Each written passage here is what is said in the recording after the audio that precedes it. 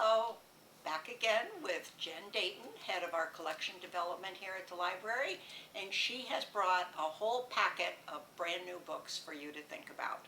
Let me turn it over to Jen. Thanks, Marianne. Hi, everybody. Welcome to another 5 Minutes with Jen and Marianne. I've got some things that are coming out soon, some things that are coming out in the future, and of course we're going to end today with the best book your book group isn't reading. We're going to start with The Girls by Emma Cline. This is a debut novel that everybody is really excited about. Who are the girls? The girls are members of a family at the end of the 1960s. Evie falls in with them because she's kind of at 6s and 7s in her life, and she envies their freedom and their wild ways. And she starts to really listen to their charismatic leader. The Girls is really a takeoff on Charlie Manson and his followers.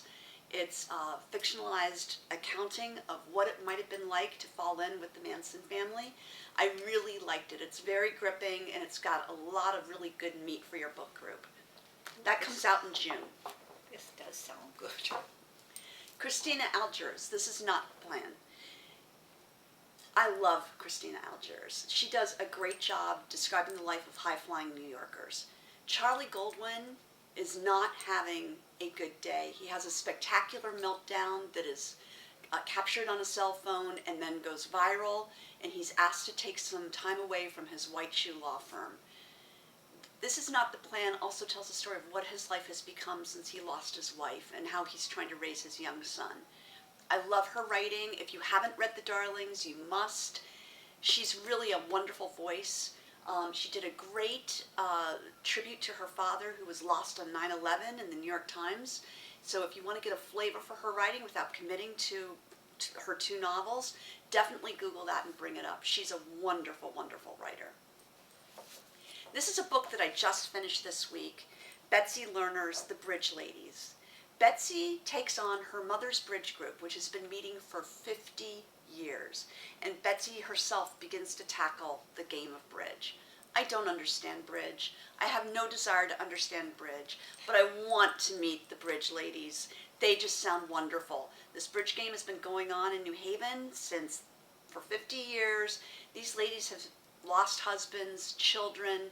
They've stuck by each other. It's a wonderful treatise on friendship, mother-daughter relationships, and what it means to be the member of the Bridge Ladies. I loved it. Lilac Girls by Martha Hall Kelly, also a debut novel. I loved this book. I can't wait for you all to love it too. It's coming out in April. It tells the story of Caroline Faraday, who was a real live woman. She did a lot of work with the French embassy during World War II, but what she's really should be remembered for is the work that she did with the Ravensbrück Rabbits. Ravensbrück was the only all-female concentration camp, and what they did with the inmates of Ravensbrück was they simulated battle wounds on their extremities, gave them infections, and then started using sulfa drugs. It was the early sulfa drug experiments. They disfigured them so horribly that a lot of them were unable to walk and could only hop places. Hence they were known as the rabbits. Caroline brought them over to this country to get them medical treatment at the end of World War II. You can go and tour her house, which is known for its lilacs in the spring. I loved this book. I think you're going to love this book. It's great historic fiction, and it's the start of, and I can let you in on the secret here, it's the start of a trilogy of the women in Caroline's life. The next book is going to be about her mother, who did work with white Russian emigres in the 1920s, and then her mother, who was a Gettysburg Civil War nurse. Martha tells an amazing story, and I can't wait to get this one into your hands. This one absolutely comes out in April, so be on the lookout for it. Put your holds on now. We'll be getting it in right around the time it comes out. Yep.